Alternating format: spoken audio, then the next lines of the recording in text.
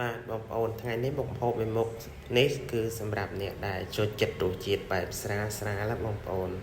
ប៉ុន្តែមិនមែនស្រាលហ្នឹងហើយអត់មានជាតិទេណាបងប្អូនបានហត់មួយចានពីរចានគឺមានកម្លាំងព្រឹសតែម្ដងបងប្អូនដែលមានពុកម្ដាយចាស់អីអាចធ្វើមុខនេះឲ្យគាត់ពិសាបានគឺមានជាតិមែនតើមានកម្លាំងណាពិសាទៅពួកគាត់ចាស់អញ្ចឹងណាហើយបើចង់ដឹងថាមុខម្ហូបមួយមុខនេះគឺយើងធ្វើបែបណាបងប្អូនអាច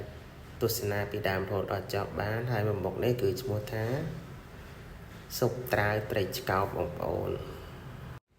ចឹងហើយសូមតាមវិធីធ្វើទាំងអស់គ្នាបងប្អូនតាំងពីដើមរហូតដល់ចប់ទៅបងប្អូននឹងធានាថាចេះធ្វើតែម្ដងមុនដំបូងខ្ញុំមានត្រីឆ្កោបចំនួន2ក្បាលបងប្អូន2ក្បាលនេះវាជិត4គីឡូដែរណាបងប្អូនយើងកាន់វាកាត់កង់មកក្បិតខ្ញុំវាមិនសូវមុតបងប្អូននៅឲ្យបានសំលៀងយើងកន់ឲ្យកាត់កង់តាមបងប្អូនចូលចិត្តកង់តូចកង់ធំអីចឹងណាឥឡូវយើងបានកាត់កង់រួចរាល់ហើយយើងមកប្រឡាក់អំពងព្រោះនេះត្រីចំណែកឯគ្រឿងប្រឡាក់អំពងគឺដូចតែរាល់ដងចឹងបងប្អូនខ្ញុំរោយរ៉ូឌីបន្តិចមកវាចេងបន្តិចមកតមកទៀតខ្ញុំដាក់ពងមាន់មកគ្រាប់ហ្នឹងបងប្អូនដើម្បីកុំឲ្យយើងពងទៅកុំឲ្យវាជាប់ឲ្យបែកអញ្ចឹងខ្ញុំថែមម្សៅបន្តិចដែរតែម្សៅកុំប្រើច្រើនពេកម្សៅហ្នឹងយើងប្រើតិចទេដើម្បីកុំឲ្យយើងពងត្រីទៅវាបែកវាបាក់អញ្ចឹងណាបងប្អូនចំណែកឲ្យបងប្អូនមិនចង់ដាក់ម្សៅក៏បានដែរតែខ្ញុំដាក់វាបន្តិចទៅមិនបាច់ភ័យថាពេលស្ងោរទៅវាតាយទឹកតាយអីអត់ទេបងប្អូនយើងដាក់តាមបរិមាណយើងអញ្ចឹងណាឥឡូវត្រីយើងក៏បានប្រឡាក់រួចរាល់ដែរចំណែកមកមើលខ្លាញ់យើងវិញក៏ក្តៅយើងក៏ដាក់ត្រីយើងបំពងឲ្យបងប្អូនស៊ុបត្រាវត្រីឆ្កោកនេះយើងបំពងឲ្យវារាងក្រៀមបន្តិចមិនឆ្ងាញ់ណាបងប្អូនកុំបំពងនៅរាងសើមយកទៅស្ងោរទៅបែកអស់ត្រីគ្មានសល់ទេវល់ពេញឆ្នាំងលើឲ្យបងប្អូនយើងបំពងត្រីឲ្យក្រៀមហើយកុំភ័យថាំងពេលបំពងក្រៀមតិចស្ងោរអត់មានជាតិអត់ទេបងប្អូនសាកមើលបានឥឡូវយើងដាក់ត្រីបំពងហើយយើងតម្លាយសិនទៅយើងមកចិតត្រាវរបស់យើងណាបងប្អូនចំណែកឯត្រាវរបស់យើងវិញយើងចិតជាដុំអញ្ចឹងមកបងប្អូនចិតជាដុំយើងកាត់កង់ហើយយើងពុះវាជា4អញ្ចឹងណាអានឹងរបៀបធ្វើស៊ុបឲ្យចិតអញ្ចឹងរួចចិតហើយត្រាវខ្ញុំមានចំនួន3គីឡូដែរបងប្អូនយើងចិតបែបនេះហើយយើងយកវាទៅបំពងណាបងប្អូនតែយើងមិនទាន់បានពងទេពួកប្រទេសយើងពងជាប់បំពងត្រីអញ្ចឹងណាយើងចិតត្រាវយើងឲ្យរួចរាល់ទុកវាមួយឡែកសិនមកចិត្តចឹងមកបងប្អូនដូចខ្ញុំចឹងមកហើយតាមចំណូលចិត្តបងប្អូនចិត្តមិនក៏បានចិត្តដូចខ្ញុំចឹងក៏បានចិត្តវិធីផ្សេងក៏បានចឹងណាឥឡូវយើងងាកមកមើលត្រីរបស់យើងវិញគឺឆ្អិនល្មមដែរយើងស្រង់ត្រីយើងឡើងសិនមកបំពងក្រៀមប៉ុណ្ណឹងបងប្អូនពេលយកទៅធ្វើស៊ុបគឺឆ្ងាញ់មែនតើ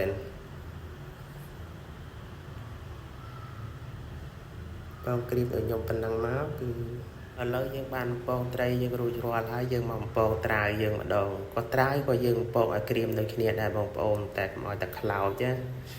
យើងបំពងក្រៀមល្មមឲ្យវាថាមកក្រៀមអាចមកឆ្អិនត្រាវហ្មងក្រៀម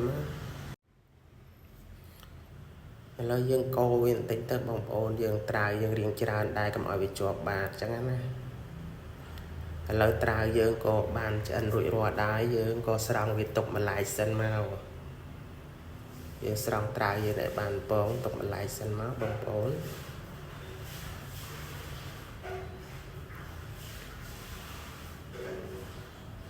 ឥឡូវត្រាវយើងក៏បានពងរួចរាល់ហើយយើងមានជីកិនឆាយនិងស្លឹកខ្ទឹមណាបងប្អូនយើងមកហាន់គីកំឆាយស្លឹកខ្ទឹមយើងទុកម្លាយសិនមកយើងទៅធ្វើទឹកស៊ុបរបស់យើងដាក់ខ្ទឹមសគ្រាប់ខ្លះមកដាក់ខ្ទឹមសច្រាមខ្លះមកយើងក៏លីងខ្ទឹមជាមួយខ្លាញ់យើងមកដាក់គួរជីបន្ស៊ុយចូលតិចមកវាឈ្ងុយណាបងប្អូនយើងលីងខ្ទឹមនឹងឲ្យវាក្រហមតិចមកចាំយើងបន្ថែមទឹកត្រីដើម្បីឲ្យឈ្ងុយផ្អើលអ្នកភូមិម្ដង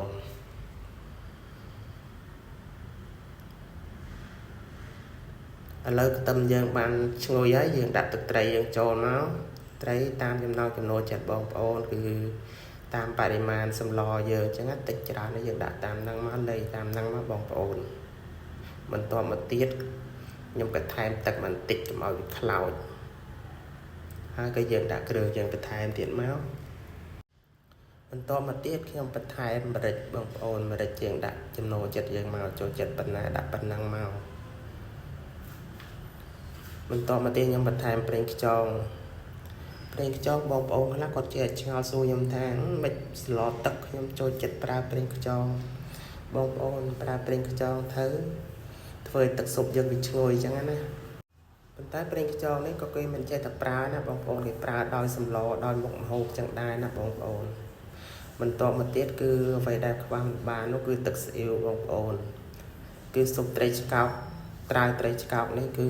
ខ្វះមិនបានទេគឺទឹកស៊ីអ៊ីវយើងបន្ថែមទឹកស៊ីអ៊ីវហើយទឹកយើងក៏បានពុះដែរយើងក៏